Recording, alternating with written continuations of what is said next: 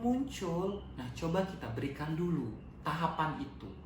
Kenapa itu penting? Supaya pada saat bersekolah, itu kan sudah mulai ada aktivitas baru, guru mengajarkan hal baru, bermain baru, teman-teman nih mengeksplor mainannya dengan cara yang berbeda. Nah, dari situ dia mulai tahu bahwa, oh seperti ini nih caranya, oh seperti ini nih arahannya, seperti itu.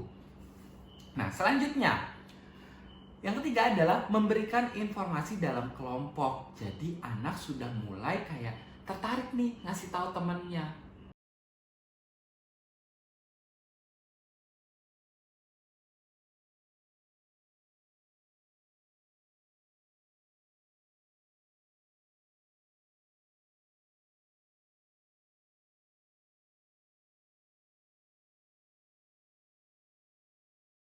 Assalamualaikum warahmatullahi wabarakatuh. Salam sejahtera untuk kita semua. Ketemu lagi dengan saya Miji. Saya adalah seorang okupasi terapi di Kota Palangkaraya. Nah, di video kali ini kita mau sama-sama membahas nih kesiapan apa saja sih yang harus anak-anak perlukan untuk bisa ke sekolah. Nah, sebenarnya saya sudah pernah buat satu video tentang kesiapan anak sebelum sekolah ini. Nah, tapi ada beberapa tambahan, ada beberapa video lanjutan mungkin untuk aspek dari segi kemampuan yang lainnya. Jadi kalau misalnya mau cek video sebelumnya juga boleh, tapi kalau mau nonton ini juga boleh. Saran saya cek saja video-video sebelumnya untuk bisa saling ada kesinkronan dari video-video selanjutnya. Seperti itu. Nah, saya ucapkan terima kasih banyak kepada seluruh teman-teman yang sudah selalu mensupport di channel YouTube ini. Terima kasih untuk dukungannya, untuk arahannya, untuk bantuannya. Saya ucapkan terima kasih banyak. Karena channel YouTube ini tidak akan pernah berkembang sepesat ini kalau tidak dari teman-teman semua. Jadi saya ucapkan terima kasih banyak atas dukungannya, atas supportnya, atas arahannya. Terima kasih banyak. Dan jangan lupa di subscribe dan ditonton video-video selanjutnya. Karena saya berharap channel YouTube ini bisa membantu teman-teman atau membantu banyak sekali orang-orang yang menginginkan bagaimana sih proses latihan terapi sederhana seperti itu. Tapi yang perlu digarisbawahi, saya tidak ingin mencetak teman-teman menjadi terapis. Channel YouTube ini tidak melakukan seperti itu. Tapi channel YouTube ini membantu mengedukasi dan membantu memberikan sedikit gambaran bagaimana sih proses terapi dan apa saja sih hal-hal yang dapat membantu anak-anak kita agar bisa terus berkembang lebih baik. Seperti itu. Langsung saja kita mulai pembahasan videonya. Mari kita mulai.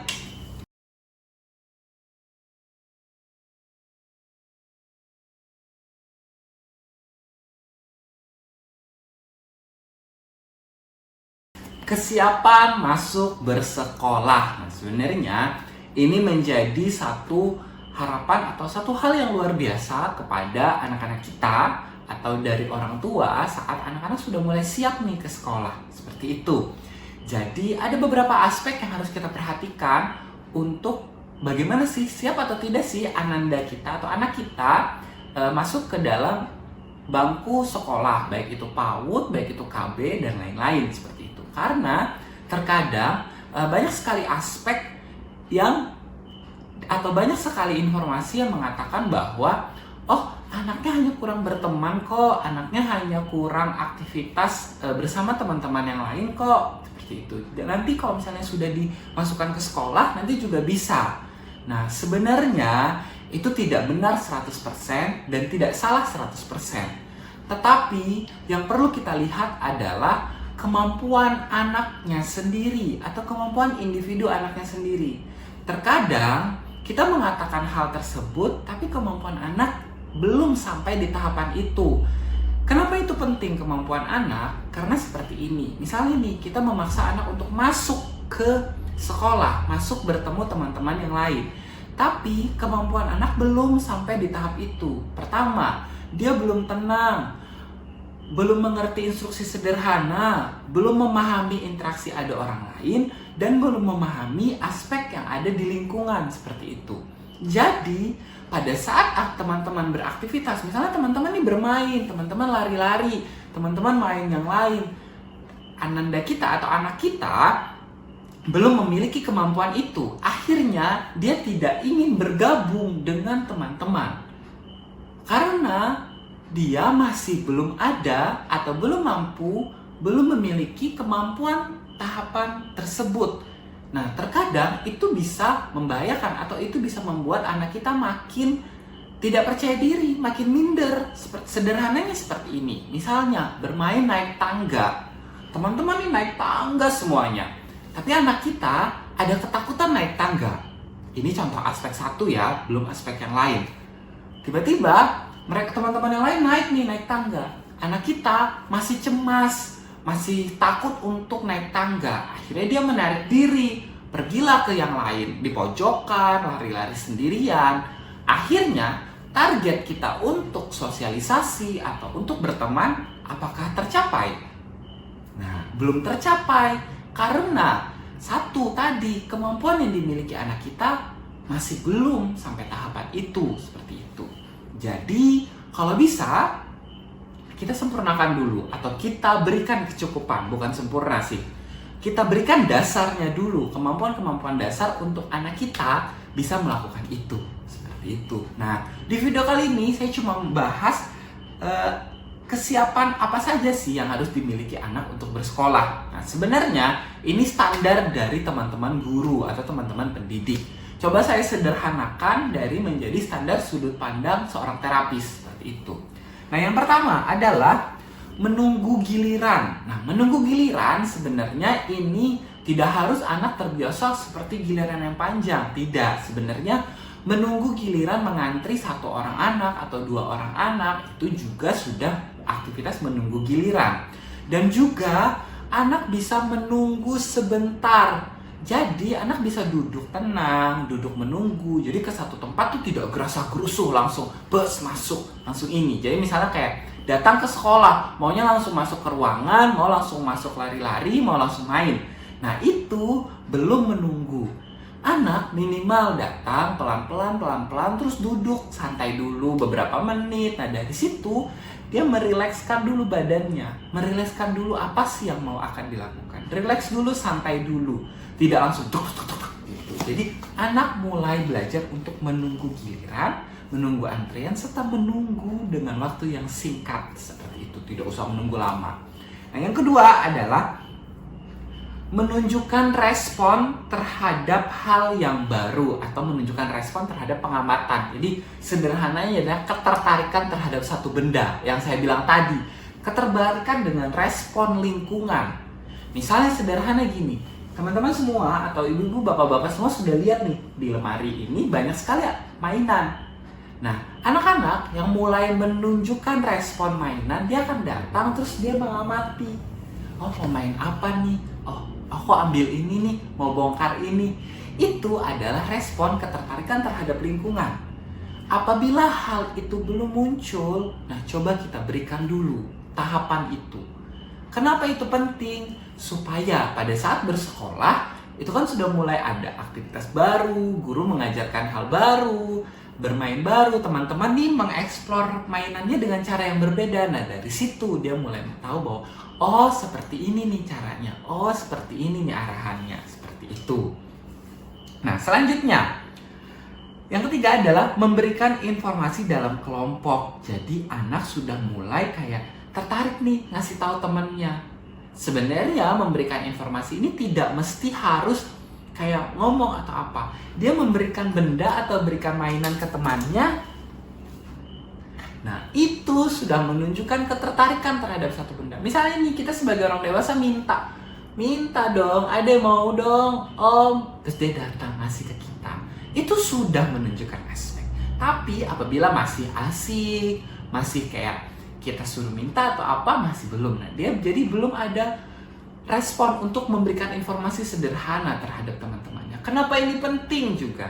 Kenapa ini penting? Supaya rasa empati dan rasa sosialisasi terhadap teman itu muncul. Jadi pada saat misalnya teman nih sulit pasang, dia mulai asik nih mau bantuin pasangnya juga. Seperti itu.